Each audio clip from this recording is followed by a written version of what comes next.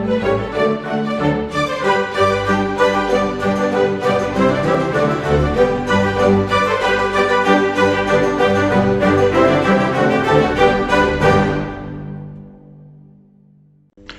my name's George English, the Director of Research Through People.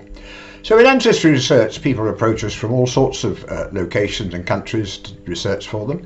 We made this video for those of you from Wales, with ancestors from the ancient and lovely country of Wales. People of Wales are known to have existed for more than 20,000 years, but I'm sorry, we can't promise to get back that far with your family. Of course, Wales has got a long and colourful history. Spectacular scenery, cliffs and beaches and so on and so forth. Snowdon, historic cities like Cardiff and Swansea, renowned for certain industries, coal, copper, steel, the food. I could go on, but that's what we're going to focus on in this video, if you've got that experience. So let's have a look at this with examples. Firstly, what are the factors in tracing ancestry? Are they different in Wales? Well, the short answer is not very. Of course, the status, the four factors that affect ancestry, is similar. Obviously, the type of noble or landowner may have been different, but by and large, of course, there were professions and trades and so forth. Records, just like England, the official registration started in 1837. The census started in 1841. Before then, parish church registers, and then there are various other factors. Name, well, in fact, some aspects of Welsh naming is different. There are a lot more surnames of relationship, for instance, and therefore there are more common surnames, perhaps, giving us some problems. But continuity, basically before the Industrial Revolution, people tend to stay in the same place. Nowadays, they move all over. So let's start by looking at Welsh surnames. Now, in fact, the Welsh system started way back in the 10th century, even before William the Conqueror came to Britain. And it was what's called a patronymic naming system, where the child took the father's name. It seems fairly usual. And what they were particularly focusing on was the genealogical history. So the name would very often be Ap, son of Owen, son of Jones. Now that works quite well for a few generations, but when you get to 20, 30 years, or 20, 30 generations, it can be complicated. Now the most common method was adding S to the end of a name. So you get John and become Jones, William become Williams. And in the 14th century, half of the names were these sort of patronymics, up to 70% in some places, whereas it would be a much lower percentage in England, for instance. The system changed a bit when Wales joined with England in the 16th century. But if I put up the 10 most common Welsh surnames, I don't think you'll get any surprises at all. There we are, David Davies, Evan Evans, and so on and so forth. A lot of patronymic names. And so that's what we're going to be researching. Now, one of the keys looking back in time over the centuries is the things that have influenced your ancestors over time, particularly the last few centuries. So here's a map of Wales. Two big influences the last 200-300 years. The Industrial Revolution started in the 1700s, and that caused people to very often leave their rural area and go to the cities and towns where there were jobs in the new industries. And the British Empire, and it's interesting, you go around the world, you will find Welsh people in many places. I spent a year in Chile, and there was a mining area in Patagonia where there were a lot of Welsh people. We had some in our factory called Enrique Jones, Henry Jones, and he spoke Spanish with a Welsh accent. So let's firstly look at a fairly straightforward case, the Davies. So here are Edgar Davies, is born in Llanddeusant and died in Morrison. He moved away from there, but this family was in Llanddeusant for many generations, as you can see.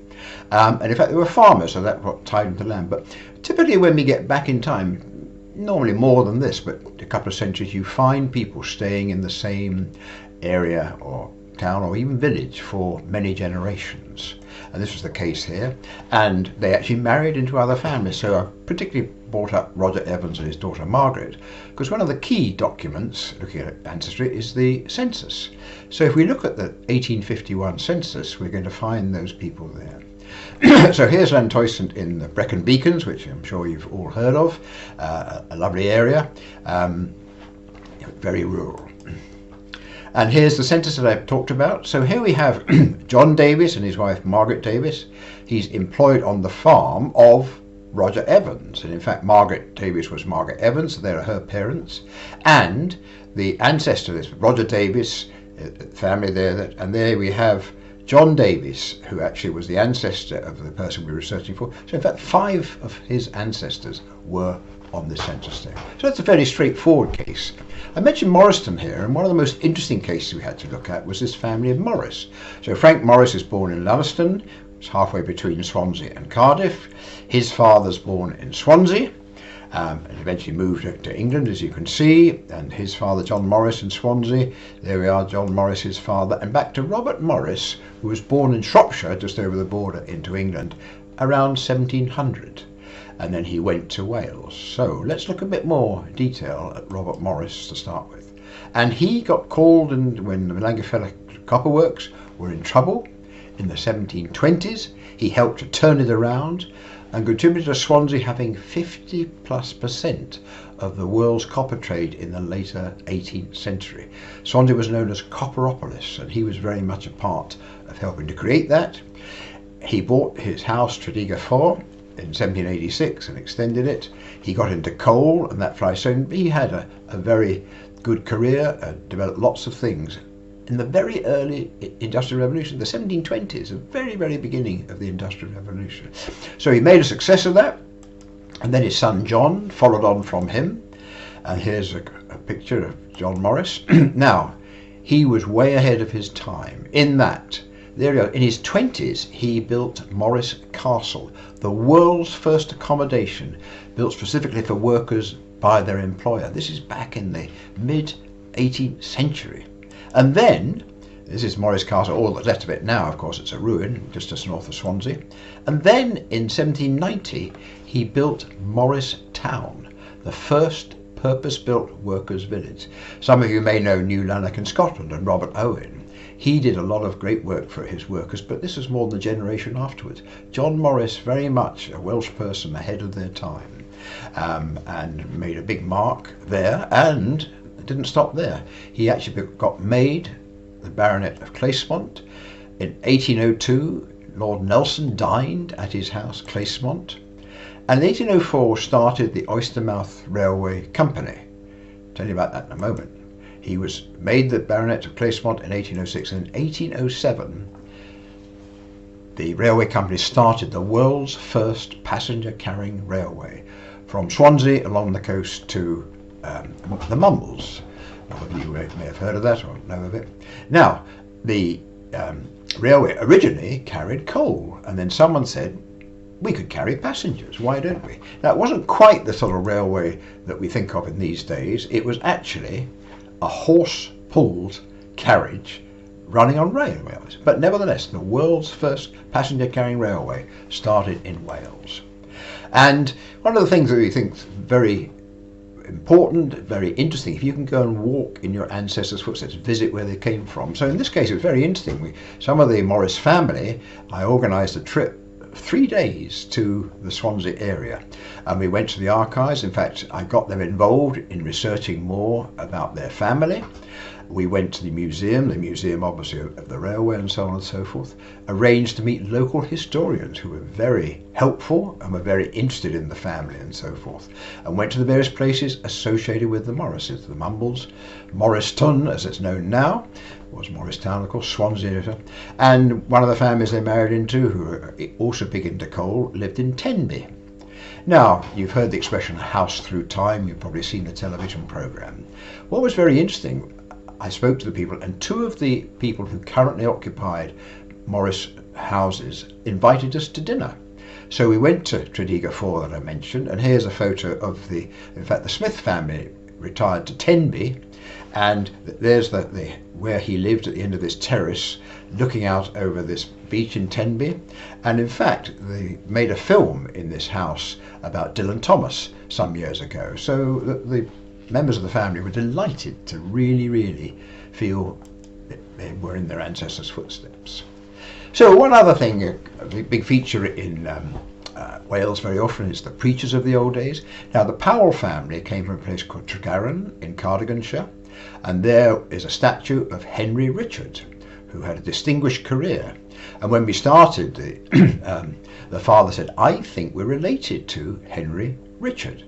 So we included that in our research. We got back to Elizabeth Morris, born 1846, and her parents were Samuel Morris and Mary Richard, who was born in Tregaron. And we found Henry Richard, in fact, was her older brother. And I'll tell you a bit more about Henry in a moment. But then we researched back and we found that, in fact, the Richard's parents, or Richard's father, Ebenezer Richard, was also a preacher and involved in the church. And there's a picture of him.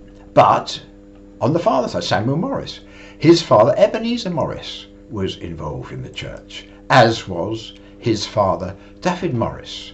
So let's look at this in a bit more detail. So we really now have a possible relationship to a preacher of some sort, and yet we find the family had a lot bigger connection.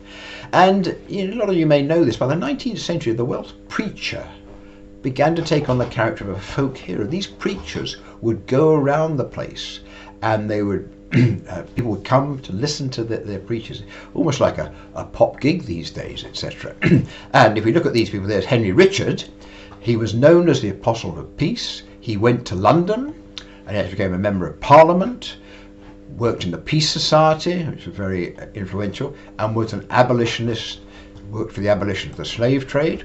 His father, Ebenezer, started as a schoolmaster, but then became ordained and worked on the Methodist Confession of Faith.